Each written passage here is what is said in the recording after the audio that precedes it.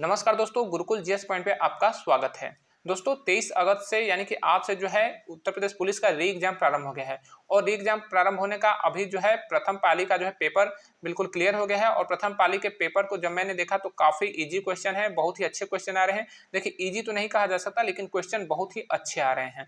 जितने भी कैंडिडेट है वो भी बोल रहे हैं कि नहीं क्वेश्चन बहुत ही अच्छा आया है। जो लोग नहीं पढ़े उनके लिए तो ये हार्ड होगा, लेकिन वाकई में कहा जाए दोस्तों तो बहुत ही बेहतरीन क्वेश्चन पूछे जा रहे हैं। तो दोस्तों मैंने कुछ क्वेश्चन को जो है कलेक्ट किया और उन क्वेश्चन को जो कलेक्ट करने के बाद जो है आपके लिए ये वीडियो लाया हूं, ताकि आपको एक आइडिया लग जाए कि किस तरह से आपकी तैयारी है और आपका जो है किस तरह से क्वेश्चन उत्तर प्रदेश पुलिस के री एग्जाम में पूछा जा रहा है। देखिए हमारा पहला हिंदी का क्वेश्चन है कि अवगुण का विलोम शब्द क्या होता है। दोस्तों अवगुण का विलोम शब्द होगा गुण, यानी कि गुण का जो विलोम शब्द होगा वो होगा अवगुण।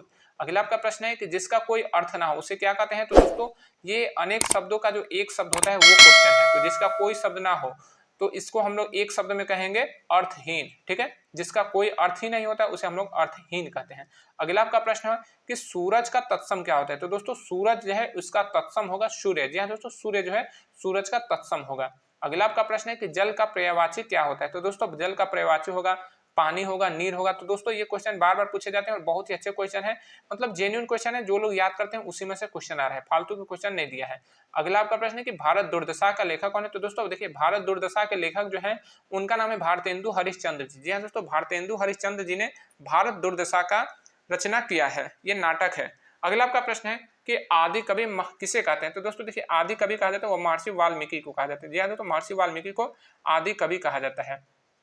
अगला आपका प्रश्न है कि रामचरितमानस की भाषा क्या है। तो दोस्तों रामचरितमानस का जो भाषा है वो है अवधी। जी हाँ दोस्तों, भाषा जो है रामचरितमानस की वो अवधी है। वेरी इंपॉर्टेंट क्वेश्चन है दोस्तों, क्योंकि ये एग्जाम में बार बार पूछा जाता है। तो देख रहे हैं दोस्तों कितना अच्छा क्वेश्चन आ रहा है, एक भी क्वेश्चन फालतू के नहीं आ रहा है कि वो आपके सर से निकल जाएगा, मतलब कि ऊपर से निकल जाएगा, आपको क्वेश्चन ही नहीं समझ में आएगा तो फिर आंसर क्या देंगे।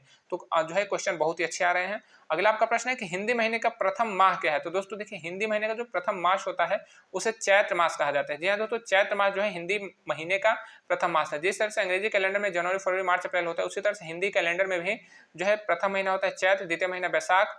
तो इस तरह से चैत्र बैसाख ज्येष्ठ आषाढ़ सावन भादो, इस तरह से इसका भी क्रम है।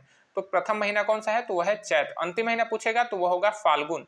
अगला आपका प्रश्न है कि ज्येष्ठ का हिंदी अर्थ क्या होता है। तो दोस्तों ज्येष्ठ का हिंदी अर्थ होता है सबसे बड़ा। जी हाँ दोस्तों, सबसे बड़ा जो है ज्येष्ठ का हिंदी अर्थ होता है। आपने सुना होगा कि ज्येष्ठ भ्राता, आपने रामायण या महाभारत सुना होगा तो उसमें ज्येष्ठ भ्राता कहा जाता है। ज्येष्ठ भ्राता मतलब बड़ा भाई। अगला आपका प्रश्न है कि लाल पीला होना, ये लाल पीला होना मुहावरा का अर्थ क्या है। तो दोस्तों देखिए लाल पीला होना ये एक मुहावरा है, इसका हिंदी अर्थ होता है गुस्सा होना या फिर क्रोधित होना। अगला आपका प्रश्न है कि महोत्सव का संधि विच्छेद क्या होगा।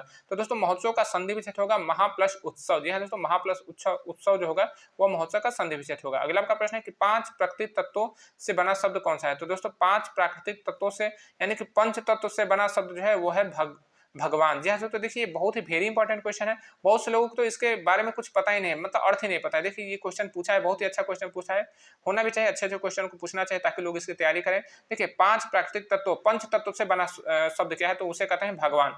दोस्तों बहुत से लोग कहते हैं ना कि जो है मनुष्य का शरीर 5 तत्वों से बिना है, तो वही 5 तत्वों से शरीर बनता है। भूमि से यानी कि भ से भूमि, ग से गगन, व से वायु और अ से अग्नि और न से नीर।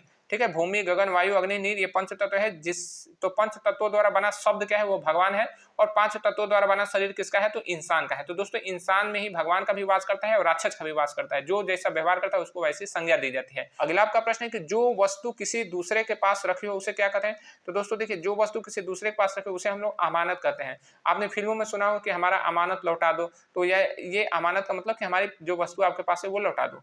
अगला आपका प्रश्न है, देखिए अब जीएस के क्वेश्चन आपके प्रारंभ हो गए। तो जीएस में क्वेश्चन जो पूछा है मैं आपको लाया हूं, बहुत ही अच्छे क्वेश्चन, बहुत ही इजी क्वेश्चन है। नमक का रासायनिक नाम क्या है। तो नमक का रासायनिक नाम होता है सोडियम क्लोराइड। जैसे दोस्तों नमक का रासायनिक नाम सोडियम क्लोराइड होता है और इसका जो है रासायनिक सूत्र होता है NaCl। अगला आपका प्रश्न है कि अस्थायी सदन किसे कहते हैं। तो दोस्तों अस्थायी सदन कहा जाता है लोकसभा को। ठीक है, लोकसभा को अस्थायी सदन कहा जाता है और इसको प्रथम और लोकप्रिय भी सदन कहा जाता है। ठीक है, प्रथम और लोकप्रिय भी सदन कहा जाता है, लेकिन इसको जो है निम्न सदन कहा जाता है। अगला आपका प्रश्न है कि बीएचयू की स्थापना कब हुई थी? तो दोस्तों बीएचयू मतलब होता है बनारस हिंदू विश्वविद्यालय। तो बनारस हिंदू विश्वविद्यालय की स्थापना हुई थी 1916 में, जिसको मदन मोहन मालवीय ने जो है स्थापित किया था। तो 1916 में मदन मोहन मालवीय जी ने बीएचयू की स्थापना की थी। अगला आपका प्रश्न है कि नाटो का हेडक्वार्टर कहाँ है? तो दोस्तों नाटो का हेडक्वार्टर होगा बेल्जियम की राजधानी ब्रुसेल्स में। जी हाँ, तो बेल्जियम की राजधानी ब्रुसेल्स में नाटो का हेडक्वार्टर है। 31 देश हैं। अगला आपका प्रश्न है कि उत्तर प्रदेश पुलिस के डीजीपी कौन है? तो दोस्तों आपके लिए वेरी इंपॉर्टेंट क्वेश्चन है। मैंने जो है आपको बार बार बताया था कि उत्तर प्रदेश पुलिस के डीजीपी कौन है, प्रशांत कुमार है। इनको याद कर लीजिएगा, क्योंकि उत्तर प्रदेश पुलिस का एग्जाम है और उत्तर प्रदेश से क्वेश्चन आएगा, साथ ही साथ पुलिस का एग्जाम है तो पुलिस के क्वेश्चन जरूर पूछ जाएंगे। तो उत्तर प्रदेश पुलिस के डीजीपी कौन है, यानी कि पुलिस महानिदेशक कौन है? तो उनका नाम है प्रशांत कुमार।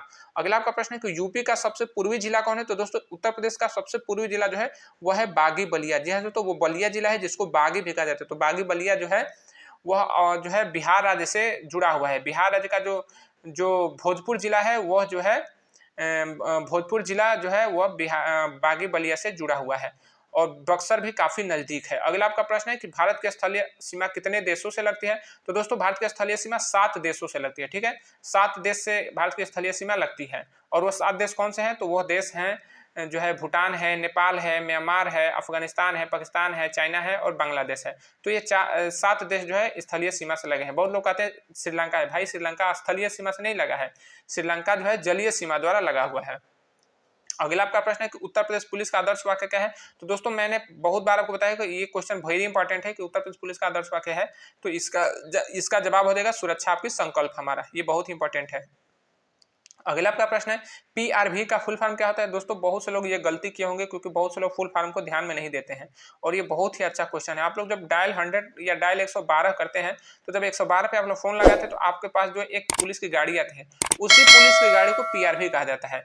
जो है बोलेरो होती है तो उसी को पीआरवी कहा जाता है। उसमें बहुत सारे जो है उपकरण लगे हुए थे, इसलिए उसको पीआरवी पुलिस रिस्पांस व्हीकल, इसका नाम है पुलिस रिस्पांस व्हीकल। तो इसका पीआरवी का फुल फॉर्म होता है। अगला आपका प्रश्न है कि वायुसेना का मध्य कमांड कहाँ है? तो दोस्तों वायुसेना का मध्य कमांड जो है वह प्रयागराज में है। अगला आपका प्रश्न है कि भारत की कौन सी रेखा 2 भागों में बांटती है? तो दोस्तों भारत को कौन सी रेखा 2 भागों में बांटती है? तो वह है कर्क रेखा। कर्क रेखा भारत को 2 भागों में बांट देती है और यह जो है 8 राज्यों से होकर गुजरती है। अगला आपका प्रश्न है कि एसएचओ का फुल फॉर्म क्या होता है? तो दोस्तों एसएचओ, देखिए ये भी बहुत से लोग गलती किए हो क्योंकि वो जो है डिपार्टमेंट का जरा भी जो है जानकारी नहीं रखते हैं, केवल किताबी ज्ञान उनके पास होता है। देखिए मैंने बहुत से वीडियो में आपको बताया कि एसएचओ का फुल फॉर्म पूछ सकता है। तो एसएचओ का फुल फॉर्म होता है स्टेशन हाउस ऑफिसर। जी हाँ दोस्तों, स्टेशन हाउस ऑफिसर जो है एसएचओ का फुल फॉर्म होता है। अगला आपका प्रश्न है कि स्टैच्यू ऑफ यूनिटी का है? तो दोस्तों स्टैच्यू ऑफ यूनिटी जो है वह है गुजरात का नर्मदा जिला में। जी हाँ, तो गुजरात का जो नर्मदा जिला है वहीं पे एक केवड़िया नामक जगह है जिसको कांवड़िया भी कहते हैं कुछ लोग, तो वो स्टैच्यू ऑफ यूनिटी वहीं पर बनाई गई है। ठीक है, तो नर्मदा नामक जिले में बनाया गया है स्टैच्यू ऑफ यूनिटी। अगला आपका प्रश्न है कि पुलिस शहीद स्मृति दिवस कब मनाया जाता है? तो पुलिस शहीद स्मृति दिवस मनाया जाता है 21 अक्टूबर को। 21 अक्टूबर को पुलिस शहीद स्मृति दिवस मनाया जाता है। पूरे राष्ट्र के जितने भी, पूरे भारत में जितने स्टेट है सभी स्टेट के जो है पुलिस जो है उस दिन शहीद स्मृति दिवस मनाती है और जो सीएपीएफ की जो फोर्सेस है वो भी स्मृति दिवस मनाती है। जितने भी उस दिन जवान शहीद हुए होते हैं सबको उस दिन श्रद्धांजलि दिया जाता है। अगला आपका प्रश्न है कि रक्त का पीएच मान कितना होता है? तो दोस्तों रक्त का पीएच मान जो है 7.4 होता है। अगला आपका प्रश्न है कि नींबू का कौन सा अम्ल होता है? तो दोस्तों नींबू में जो है साइट्रिक अम्ल यानी कि सिट्रिक अम्ल होता है नींबू में। अगला आपका प्रश्न है कि विधायक बनने की न्यूनतम उम्र क्या है? तो दोस्तों विधायक बनने की जो न्यूनतम उम्र है वो है 25 साल। जी हाँ दोस्तों, 25 साल जो है विधायक बनने की न्यूनतम उम्र हो और इसका अधिकतम उम्र नहीं है। आप कितना भी उम्र हो वो व्यक्ति विधायक बन सकता है, लेकिन कम से कम 25 साल होना चाहिए विधायक बनने के लिए। साथ ही साथ जो लोकसभा सदस्य उनकी भी उम्र जो है 25 साल है। ग्राम प्रधान बना है तो भी आपको 25 साल का होना ही पड़ेगा। अगला आपका प्रश्न है कि भारत की प्रथम रक्षा पक्ति कौन सी है? दोस्तों देखिए ये जो क्वेश्चन था ये जो है आपका राजनीति विज्ञान से क्वेश्चन था। बहुत से लोग जो है राजनीति विज्ञान को ध्यान नहीं देते हैं। भाई ये देखिए क्वेश्चन उससे पूछा है, तो हर टॉपिक से आपको क्वेश्चन दिया है और हर टॉपिक से बहुत ही अच्छा क्वेश्चन आया है। अगला आपका प्रश्न है कि भारत की प्रथम रक्षा पक्ति कौन सी है? तो भारत की प्रथम रक्षा पक्ति बीएसएफ को कहा जाता है, यानी कि बॉर्डर सिक्योरिटी फोर्स, सीमा सुरक्षा बल को जो है भारत की प्रथम रक्षा पक्ति कहा जाता है। अगला आपका प्रश्न है कि प्रथम वंदे भारत ट्रेन कब चली? तो दोस्तों प्रथम वंदे भारत ट्रेन चली थी आपको 2019 में। जी हाँ दोस्तों, 15 फरवरी 2019 में प्रथम वंदे भारत ट्रेन चली थी। अगला आपका प्रश्न है कि भारत में कुल कितने जिले हैं? तो दोस्तों भारत में कुल जिलों की संख्या जो 771 है। भारत में कुल जिलों की संख्या 771 है। बहुत से लोग गलती किए होंगे क्योंकि बहुत से लोग गलत बताते भी है, गूगल पे भी गलत है, लेकिन मैंने अपने जो है वीडियो में कई बार बताया कि भारत में कुल जिलों की संख्या 771 है। और अगर पाकिस्तान का जो POK यानी कि पाकिस्तान ऑक्युपाइड कश्मीर है, जो कि भारत का ही अभिन्न अंग है, उसमें भी भारत सरकार ने 2 जिलों बना दिए हैं, लेकिन वहाँ पे प्रशासनिक इकाई का गठन नहीं हुआ है। तो इसीलिए हम लोग कहेंगे कि भारत में कुल 771 जिले हैं। अगला आपका प्रश्न है कि $1 कितने रुपए के बराबर होता है। तो दोस्तों देखिए कितने अच्छे क्वेश्चन पूछे जा रहे हैं। ये क्वेश्चन जो है बहुत कम लोग जो है सही किए होंगे, क्योंकि किसी को जो है सही पता नहीं है। देखिए $1 कितने रुपए के बराबर है, तो अभी वर्तमान में 84 रुपया के बराबर है। ये बिल्कुल आपको करंट क्वेश्चन है। आपको उसमें ऑप्शन दिया रहेगा कि जो है 70 से 75 रुपए के बराबर है, या फिर 75 से 80 रुपए के बराबर है, या फिर 80 से 85 के बराबर है, या फिर 85 से 90 के बराबर है। तो आप लोग जो $84 है, तो आप जो है 80 से 85 के बीच वाला टिक करेंगे। अगला आपका प्रश्न है कि USA का पूरा नाम क्या है। तो दोस्तों USA का पूरा नाम है United state of America. United state of America यानी कि संयुक्त राज्य अमेरिका। अगला आपका प्रश्न है कि संगम नगरी किसे कहते हैं। तो दोस्तों संगम नगरी, देखिए ये उत्तर प्रदेश का एग्जाम है, तो उत्तर प्रदेश से काफी क्वेश्चन पूछा है, बहुत ही अच्छा कि संगम नगरी किसे कहते हैं। तो संगम नगरी प्रयागराज को कहते हैं। अगला आपका प्रश्न है कि जिस राज्य में शिक्षा का सम्मान नहीं होता है, उस राज्य का विनाश होना तय है। यह किसका कथन है। तो यह कथन है आचार्य चाणक्य जी का कथन है कि जिस राज्य में शिक्षा का सम्मान नहीं होता, उस राज्य का विनाश होना तय है। अगला आपका प्रश्न है कि RSS की स्थापना कब हुई थी। तो दोस्तों RSS की स्थापना हुई थी 27 सितंबर 1925 को। 27 सितंबर 1925 को RSS की स्थापना यानी कि राष्ट्रीय स्वयंसेवक संघ की स्थापना हुई थी 1925 में, और 2025 में इसके 100 साल पूरे हो जाएंगे। अगला आपका प्रश्न है कि महर्षि वाल्मीकि अंतर्राष्ट्रीय हवाई अड्डा कहाँ है। तो दोस्तों देखिए ये भी आपका करंट से और राम मंदिर से भी क्वेश्चन पूछा है कि अंतर्राष्ट्रीय वाल्मीकि हवाई अड्डा कहाँ है। तो ये जो है अयोध्या में बना है। ठीक है, अयोध्या में ये इंटरनेशनल एयरपोर्ट बना है ताकि श्रद्धालु दूर से भी आ सके, उनको कोई दिक्कत ना हो। अगला आपका प्रश्न है कि भारत का गृह मंत्री कौन है। तो भारत का गृह मंत्री जो है अमित शाह है। अमित शाह जो है गृह मंत्री है भारत के। अगला आपका प्रश्न है कि सबसे बड़ा महाद्वीप कौन सा है। तो सबसे बड़ा महाद्वीप एशिया महाद्वीप है। अगला प्रश्न है कि चंद्रमा पर गुरुत्वाकर्षण बल पृथ्वी की तुलना में कितना होता है। तो 1/6 होता है। दोस्तों अगला आपका प्रश्न है कि सूर्य क्या है। तो सूर्य एक तारा है। आपको 4 ऑप्शन देगा। सूर्य क्या है। तो सूर्य दे देगा क्षुद्र ग्रह है, या फिर ग्रह है, कि उपग्रह है, या फिर क्या है। तो उसमें आप कहेंगे कि तारा है। अगला आपका प्रश्न है कि जमीन का सबसे ज्यादा इस्तेमाल कौन सा भारत के संस्थान करते हैं, यानी कि सबसे ज्यादा जमीन भारत के किस संस्थान के पास है। तो दोस्तों ये है रेलवे। ठीक है, रेलवे के पास सबसे ज्यादा भारत की जमीन है। अगला आपका प्रश्न है कि सबसे बड़ा अंग शरीर का क्या है। तो सबसे बड़ा अंग शरीर का जो है त्वचा है। जी हाँ दोस्तों, त्वचा शरीर का सबसे बड़ा अंग है। तो दोस्तों आपको आइडिया लग गया होगा कि किस तरह से क्वेश्चन पूछे जा रहे हैं। बहुत ही अच्छे क्वेश्चन पूछे जा रहे हैं, बहुत ही बढ़िया पेपर आ रहा है। मिलेंगे अगले वीडियो में, तब तक के लिए जय हिंद।